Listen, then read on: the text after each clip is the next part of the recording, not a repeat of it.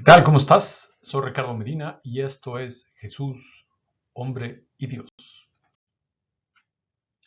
En este video voy a compartir contigo fundamentos en la escritura y en la tradición de nuestra iglesia que te van a permitir reconocer a Jesús como humano y divino.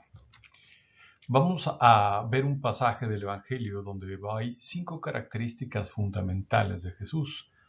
Jesús tiene muchas más, pero vamos a ver estas 5 que son particularmente importantes. Y en ello vamos a ver también cómo conectan el Antiguo Testamento con el Nuevo Testamento. Es una serie de referencias intertextuales que son muy bonitas. Vamos también a aprender 2 palabras claves que son útiles, muy útiles para entender mejor nuestra fe. Y espero que todo esto te sirva en tu rol como líder en tu hogar, explicándole la fe a tus hijos, en tu oficina, compartiendo con compañeros o también en grupos de amigos cuando alguien te pregunte ¿quién es realmente Jesús? La presentación de hoy entonces está dividida en 3 secciones. Primero, la pregunta fundamental de quién es Jesús, que llevamos mucho tiempo tratando de respondernos. Luego, propiamente la lectura del pasaje central que nos toca el día de hoy. Y en tercero, algunas reflexiones relacionadas con la lectura y la interpretación de este pasaje. La pregunta de quién es Jesús de Nazaret es una de las preguntas más importantes que nos hacemos los seres humanos.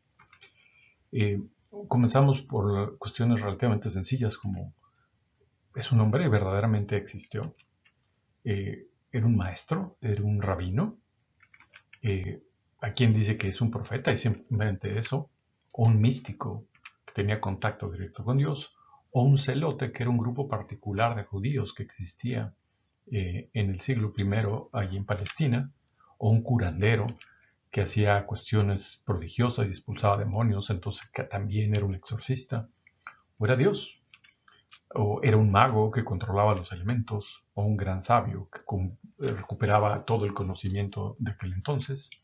¿O incluso un revolucionario? En este momento vale la pena que tú también te preguntes, para ti, ¿quién es Jesús de Nazaret?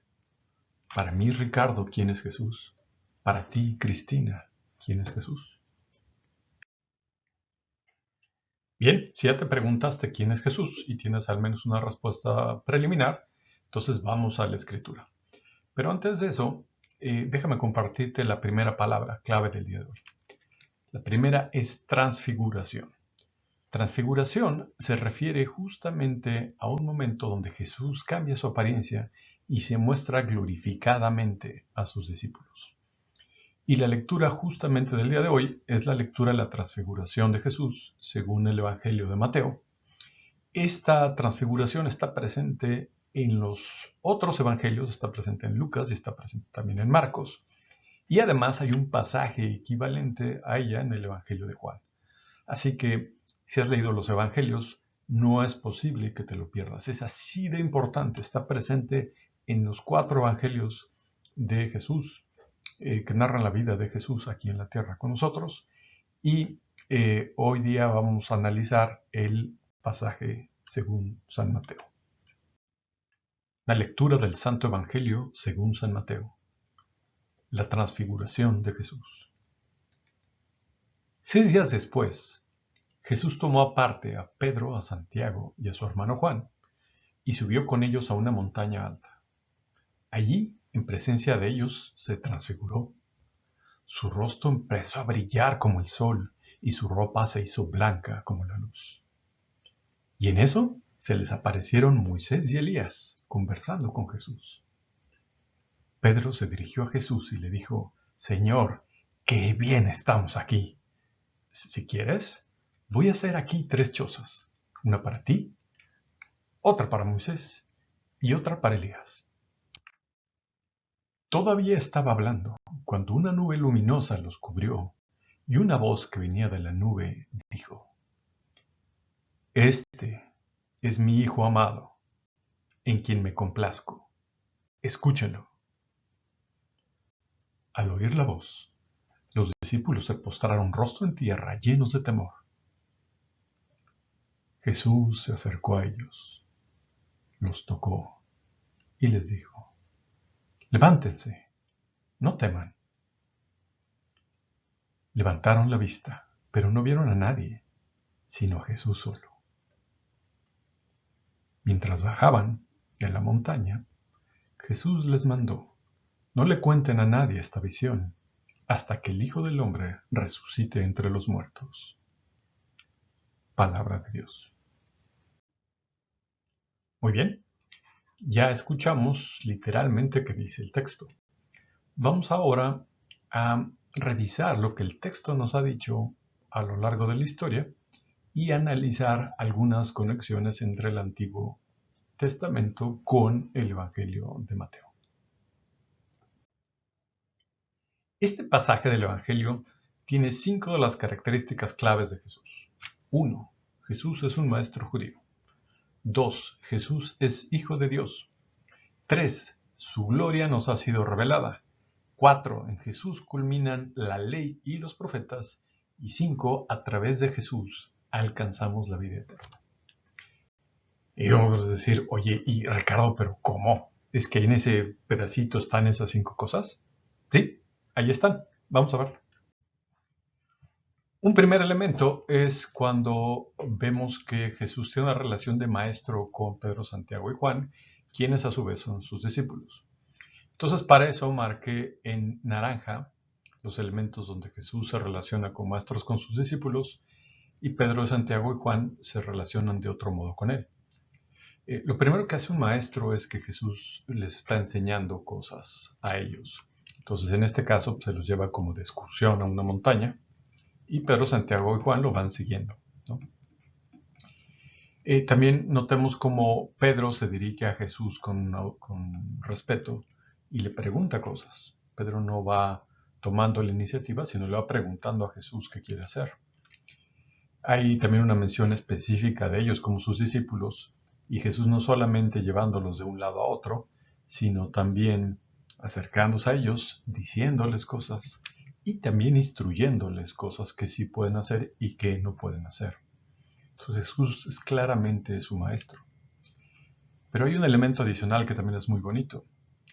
Cuando esta voz que viene del cielo habla, les manda a escuchar lo que dice Jesús. Entonces, aquí hay un mandato divino de escuchar a Jesús. Si Pedro, Santiago y Juan hubieran tenido cualquier duda de si Jesús era un buen maestro o no, pues con esto ya no queda absolutamente ninguna duda. Es realmente Dios quien está validando a Jesús como maestro de ellos. También podemos ver que Jesús era judío por la presencia de Moisés y Elías en el pasaje. Moisés y Elías son 2 de los personajes más importantes de la tradición judía de aquel entonces y hasta la fecha, y representan respectivamente la ley y la tradición profética. Elemento número 2. Jesús es Hijo de Dios. El texto literalmente, la voz que viene de la nube, del cielo, dice: este es mi Hijo amado. Ahora, ¿cómo sabemos que esa voz que viene del cielo es Dios nuestro Señor? Bueno, eso lo sabemos por otras conexiones con otros pasajes del Antiguo Testamento. Por ejemplo, en el libro de Ezequiel. Esto también está presente en el libro de Daniel, pero por cuestión de tiempo vamos a analizar solamente Ezequiel. Ezequiel, al inicio de su libro, hay una referencia muy interesante y muy bonita de algo que se le conoce como el carruaje de Dios, que es una cosa impresionante donde se muestra la gloria de nuestro Señor.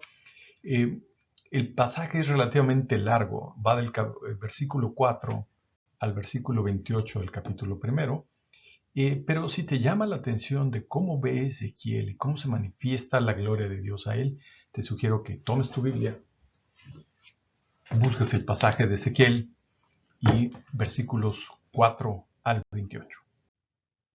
Aquí vamos a ver solamente un pedacito del final del pasaje y lo que sigue. En el libro de Ezequiel termina diciendo algo así como: el aspecto de este gran carruaje de este resplandor que lo rodeaba era como el arco iris, que se asoma entre las nubes en un día de lluvia.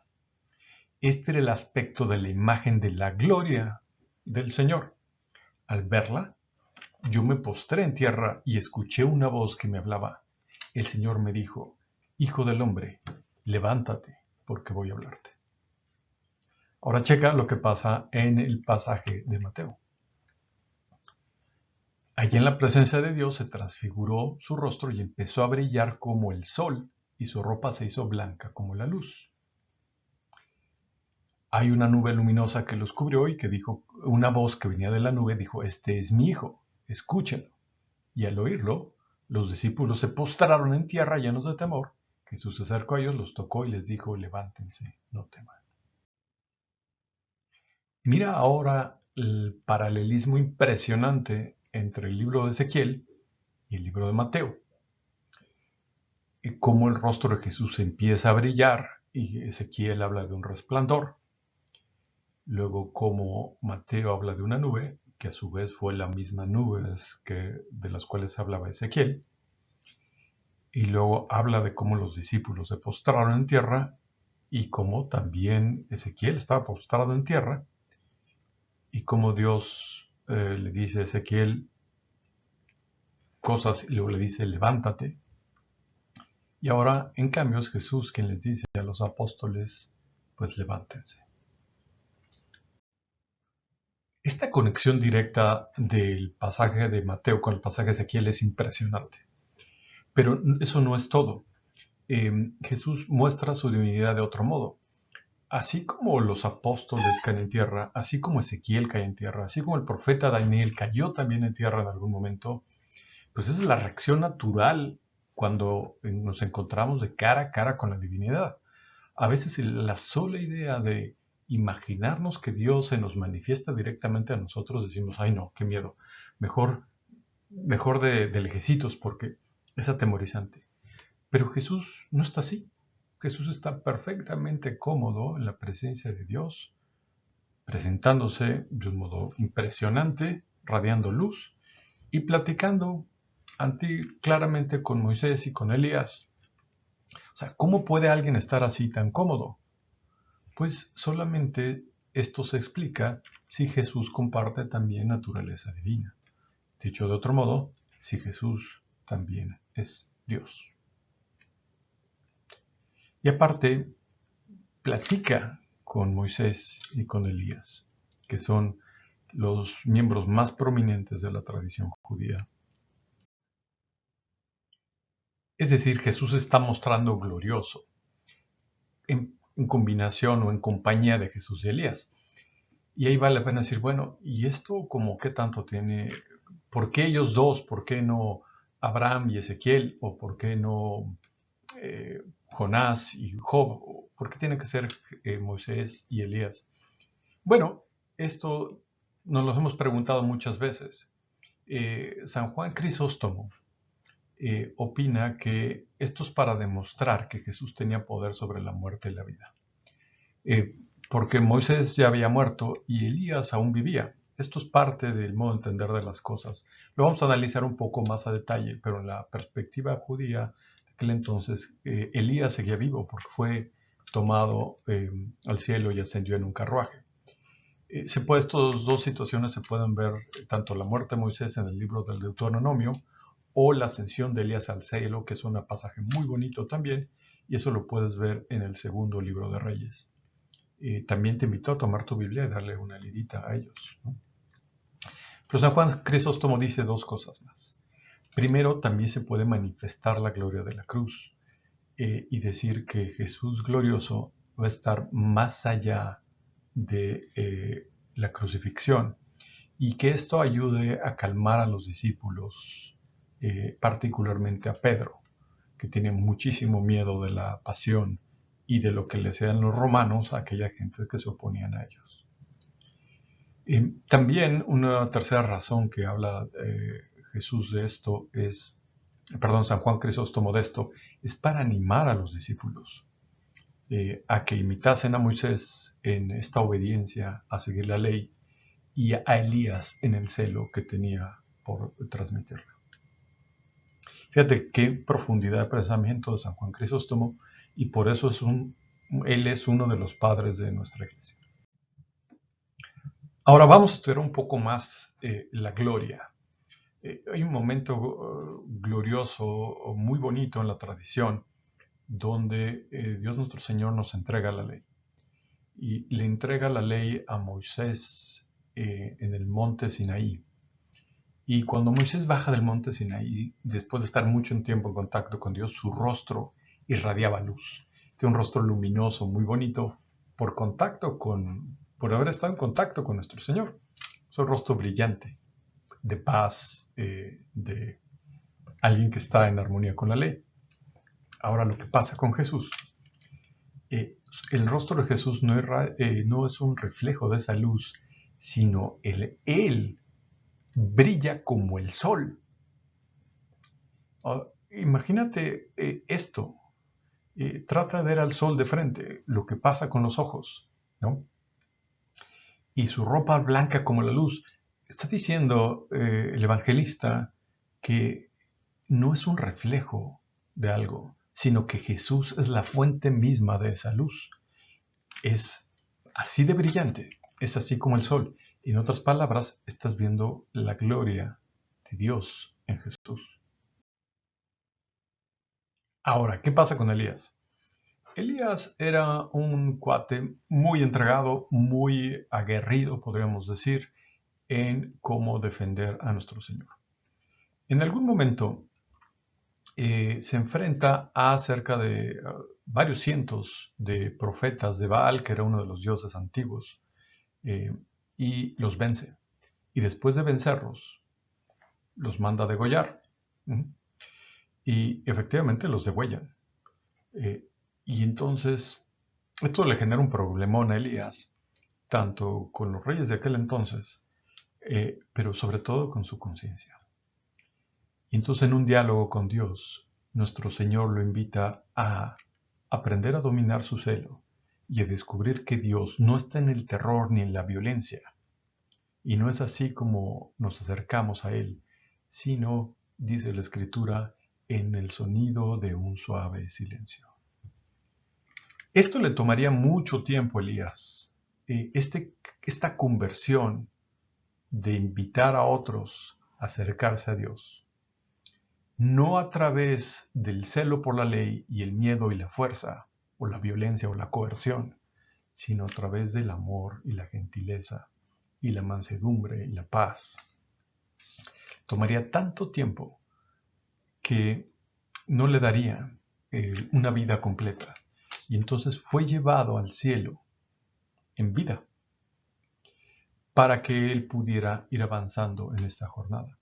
Esto es interesante, porque también nosotros a veces tenemos tanto cielo por nuestro Señor que nos vamos al lado de la ley y la violencia y los regaños y no tanto al modo como nos enseña Jesús a hacerlo. Ahora vamos a ver lo que pasa con Jesús. Jesús hace esta mediación entre el Padre y nosotros y se acerca, los toca y les dice: levántense, no teman.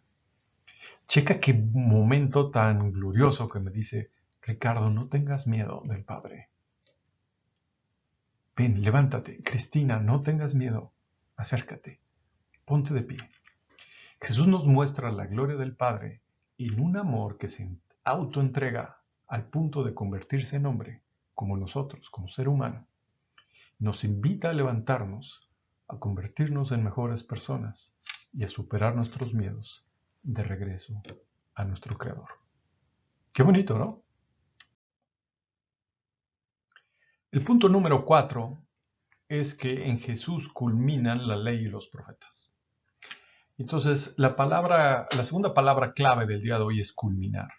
Culminar significa llegar al punto más alto o más elevado posible o al mejor punto posible, ¿no? Para esto vale la pena decir que la tradición judía y la ley y la Torá y luego toda la tradición profética pues estuvieron avanzando a lo largo de 1000 años hasta que llegaron al profeta Malaquías. que es el último de los profetas del Antiguo Testamento. Los judíos fueron tomados prisioneros primero por los asirios y luego por los babilonios, los exiliaron, se los llevaron nuevamente, luego nuestro Señor los rescató y regresaron a la tierra prometida, a Jerusalén, a su propia tierra, y quedaban esperando que finalmente se acabaran los problemas. Y el último de los profetas de la tradición judía es el profeta Malaquías. Si tú checas tu Biblia, te darás cuenta que Malaquías es el último de los profetas y de ahí suele seguir el Evangelio de Mateo. Es decir, los dos libros están pegaditos, porque también históricamente Malaquías es el último profeta. Ahora, ¿qué pasa en ese libro? En ese libro se reafirma una vez el amor fiel de Dios por su pueblo, esta invitación al pueblo de Israel a ser fiel en su corazón y en su trato con los demás, independientemente de donde esté.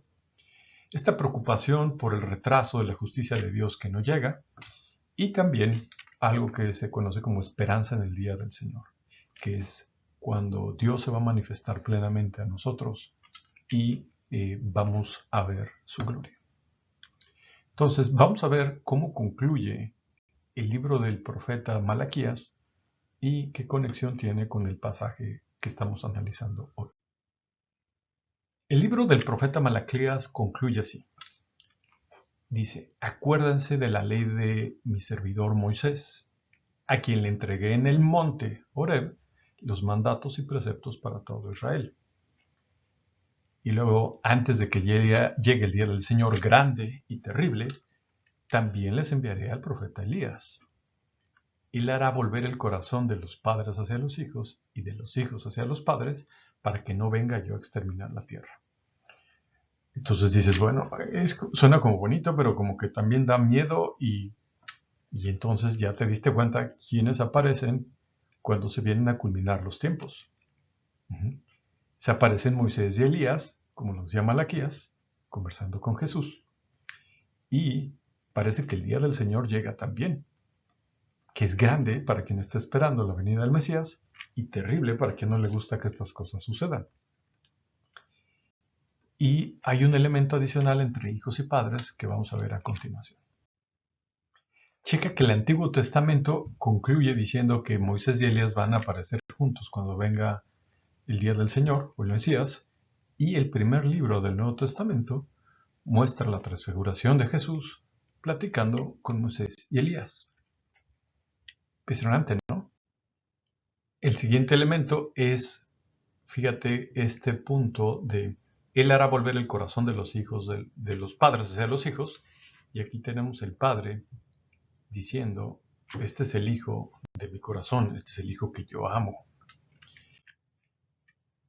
Y luego este elemento de que están en terror los discípulos y diciendo para que no venga yo a exterminar la tierra, que es como lo que nos daría miedo en términos de cuando bien nos encontramos directamente con Dios. Y por último, de los hijos hacia los padres, de los hijos de Dios hacia nuestro Padre que está en el cielo. Jesús diciéndonos, levántense, no teman. Checa qué bonito conexión intertextual.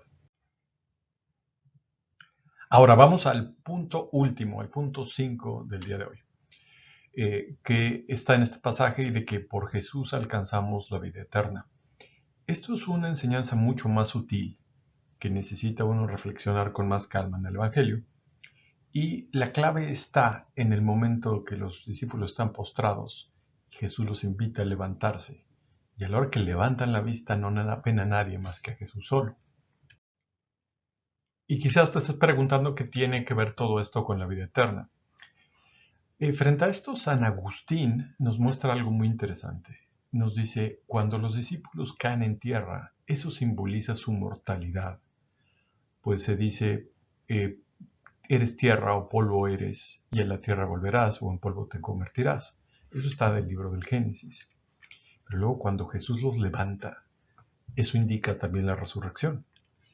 Y entonces si hay muerte y resurrección, estamos hablando de esta vida eterna, y entonces ya no necesitas ni ley ni profecía, Por eso ya no aparecen ni Moisés ni Elías, sino solamente esa vida eterna viene por Jesús.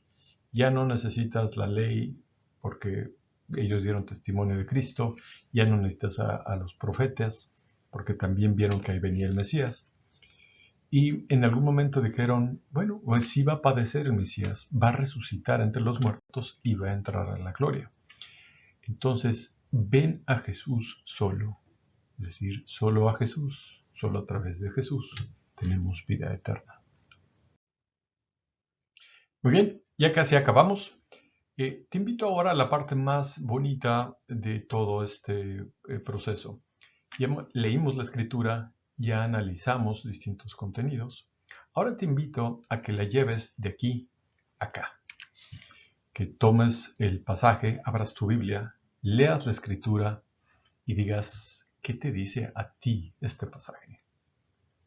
A ti, Juan, a ti, María, así como me habla a mí, también puede hablarte a ti también, Cristina, ¿no? Y a partir de lo que te diga el pasaje, pregúntate, ¿qué quieres decirle a nuestro Señor? Y díselo.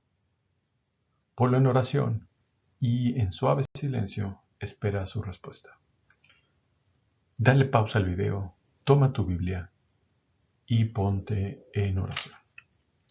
Y cuando acabes, dale play otra vez y continuamos. Resumiendo lo que hemos visto el día de hoy en este hermosísimo fragmento de la Escritura, nos damos cuenta que Jesús tiene naturaleza dual. Jesús es hombre y Jesús es Dios. Y el modo como lo expresamos en la tradición es Jesús, Cristo, hombre, Dios. Y a través de él hemos visto la gloria del Padre, la gloria de Dios.